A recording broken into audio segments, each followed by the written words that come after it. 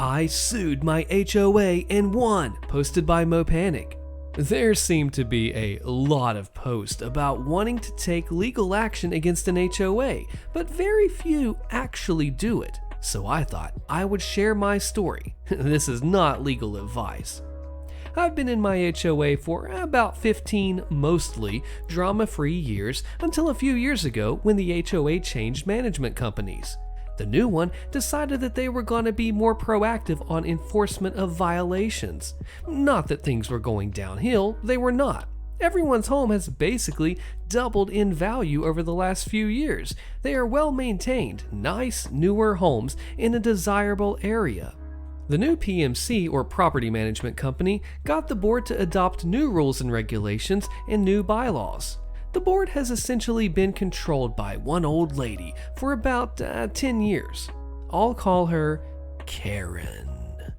Karen has never liked me and about 6 other families in the neighborhood, and we suspected all along that she would use the new rules to target those that she didn't like, which is exactly what happened. Sometime later that year, we started getting violation notices via email for stupid crap. One was for a package left on a porch. One was for a bag of mulch left out. No fines yet, but that came soon enough. Around the same time that we decided to paint our house. Part of the process to have the color approved is you have to paint a 3-foot square on the front so the ARC can look at it. They rejected it, so we painted another one, resubmitted it, and waited, and waited, and waited. They never approved or denied the second color, so we waited for the 30-day clock to run out, after which you can assume approval. Then the fines started. With no warning, we got an email stating that we had been fined for having, quote, mismatched paint, end quote. Yes, they were fining us for painting the squares that they require in order to approve a color. We were also fined for having Christmas lights in the summer. There have never been Christmas lights on our house. This was just likely an address mix-up. We complained on the HOA's website, but were banned immediately. So far, this was all done via email, but to appeal a fine, you have to send a certified letter to the PMC, which we did, but in the meantime, we spoke to a lawyer who specializes in HOA law. He reviewed our DCCR and all the other documents, and he gave us this advice for the appeal. Just politely say that you do not think that the board has the authority to issue fines. That's it. Don't get into anything further. That's exactly what we did, and the board was gobsmacked at our gall to question their omnipotence and our non-participation in their appeal. They upheld the fines as expected, which made our lawyer very happy. We also learned that someone else had been fined for having too many cars, and someone else got a mowing fine that was intended for their neighbor. This PMC was completely incompetent. Add a fair dose of malice from Karen and indifference from the other board members, and you have the recipe for a cluster crap. What we knew, but apparently they didn't, is that HOAs in Texas do not have a statutory authority to levy fines. That power must be granted in the restrictive covenants, and ours did no such thing.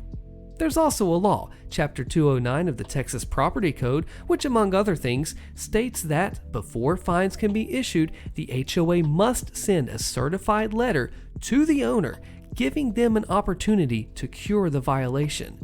They hadn't.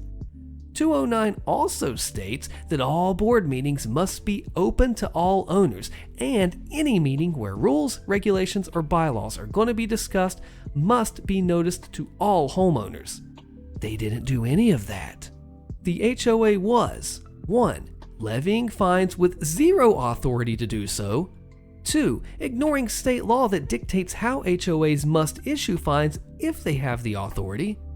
3. Adopting rules and regulations in secret meetings in violation of state law. And 4. Changing bylaws in secret meetings in violation of state law. We had them dead to rights, and everyone knew it. Texas also has a law that grants attorney's fees to the prevailing party in a suit about violations of restrictive covenants.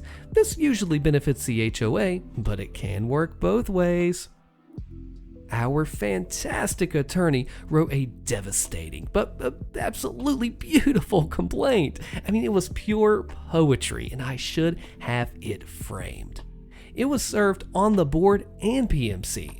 I don't know what went on behind the scenes, but I imagine it was pure panic once they spoke to a lawyer who told them they were totally screwed. A few weeks later, we heard that Karen and a couple other board members had decided that they were just too busy to continue serving on the board and sadly had to step down. There was an election, and now the board is controlled by the very few people who had been targeted by their BS fines. The HOA lawyer asked to settle. We asked for 1. Refund all fines, late fees, and penalties ever issued to anyone over a violation plus interest. 2. The PMC can no longer have anything to do with violations. They can only do administrative things. 3. Revoke all actions taken by the board in the last 4 years. 4. Add a term limit that prevents Karen from running again for 10 years. It doesn't name her, but it's worded so that it only applies to her. And 5, of course, pay all of our legal fees. We could have gone further, but at this point, the bad board members had fled the scene, so we would just be inconveniencing people who had been on our side all along.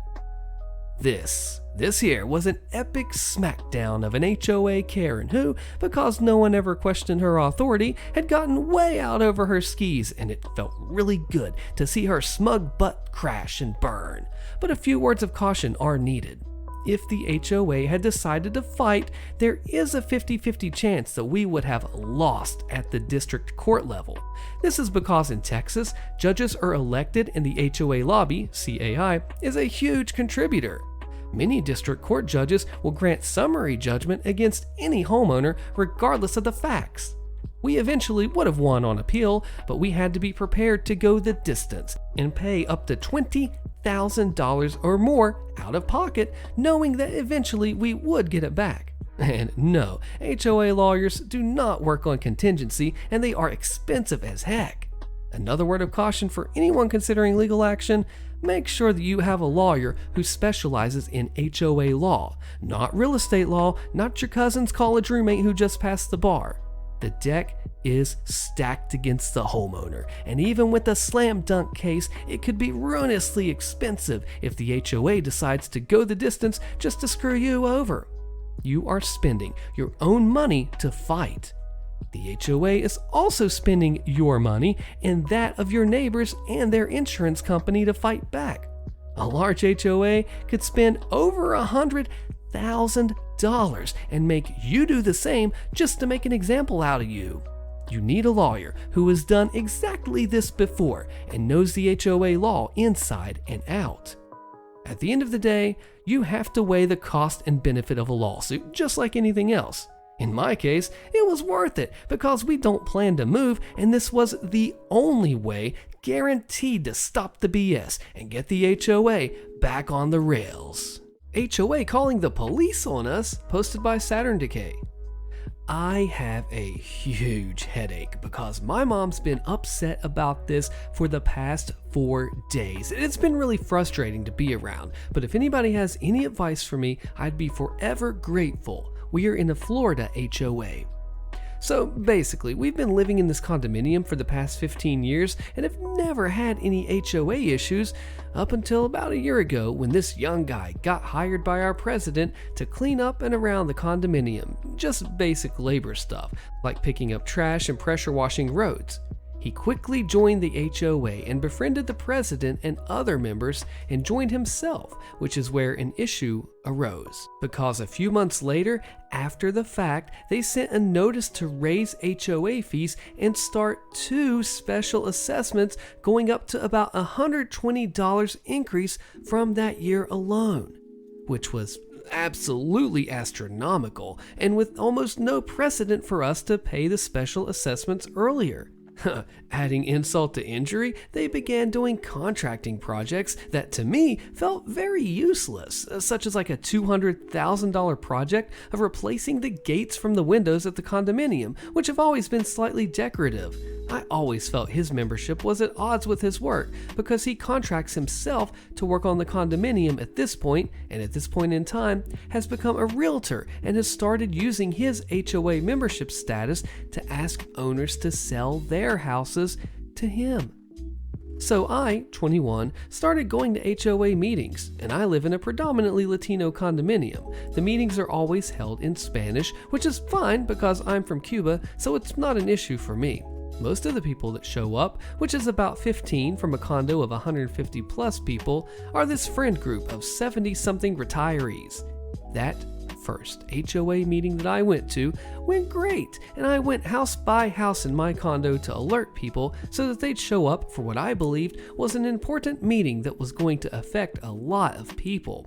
And at the time, a lot of people sided with me that we needed to discuss these assessments further. The HOA board was deeply angry with me, but because it went off so smoothly and so many people that showed up agreed with me, they relented.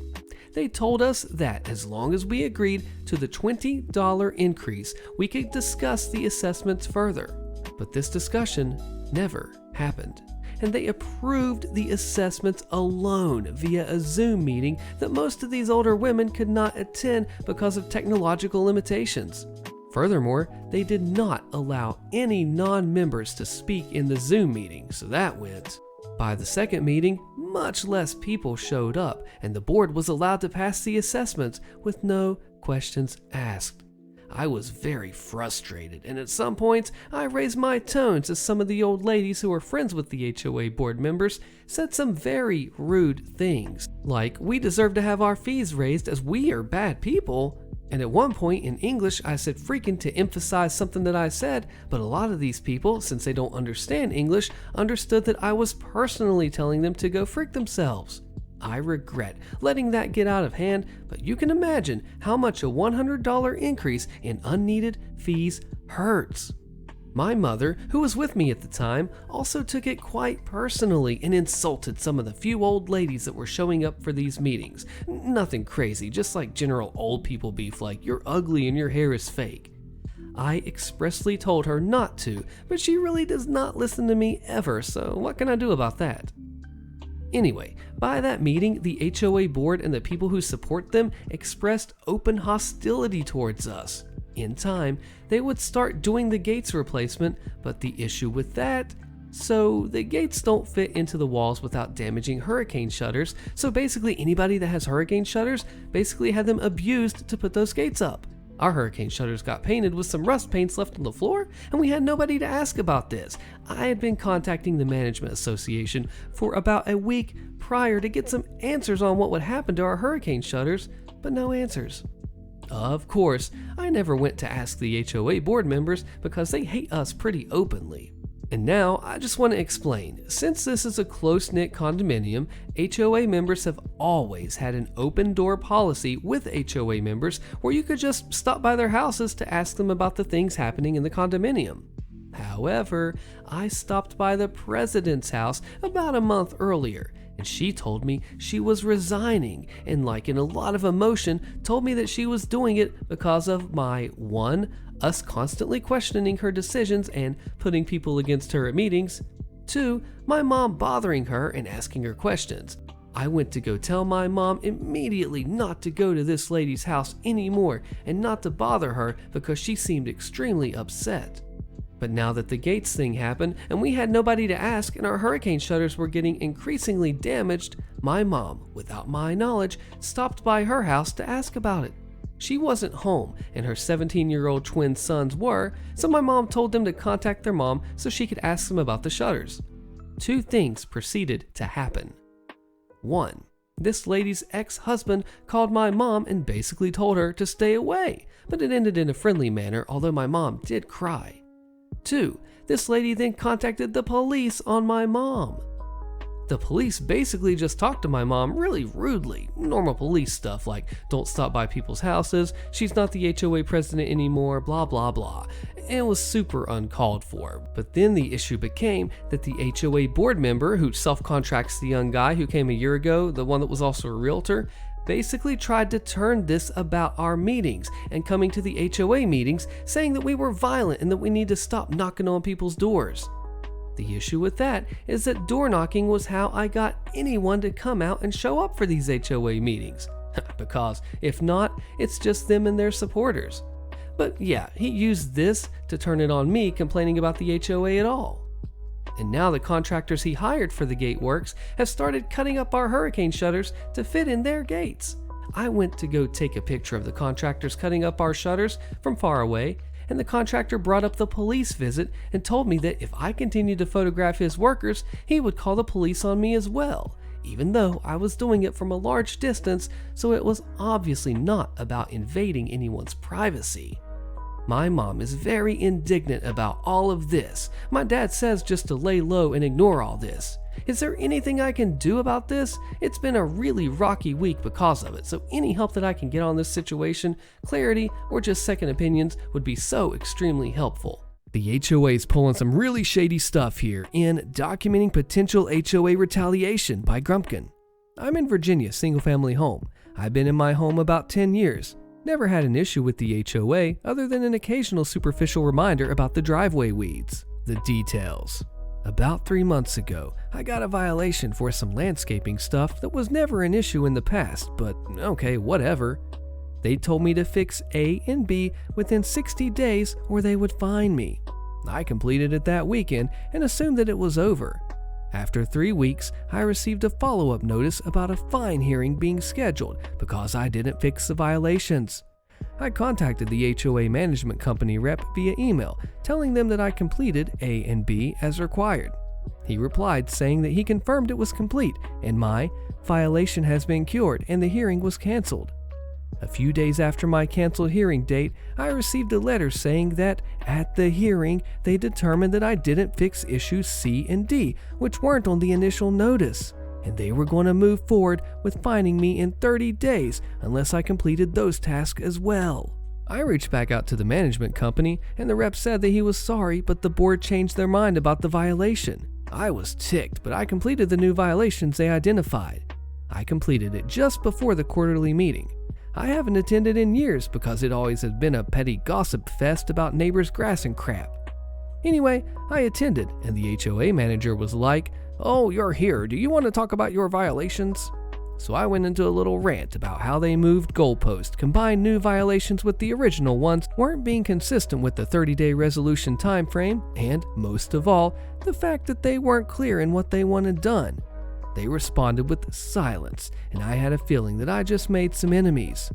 The HOA company manager spoke first about having my violations reassessed, and the HOA president, I assume no one introduced themselves, said that they would personally do my assessment, and then someone else said they would help him, and that people only join these meetings to complain.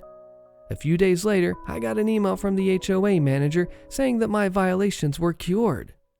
Fast forward to a month ago, and I got a letter from the HOA saying that I had new violations for code blah blah for general maintenance and debris.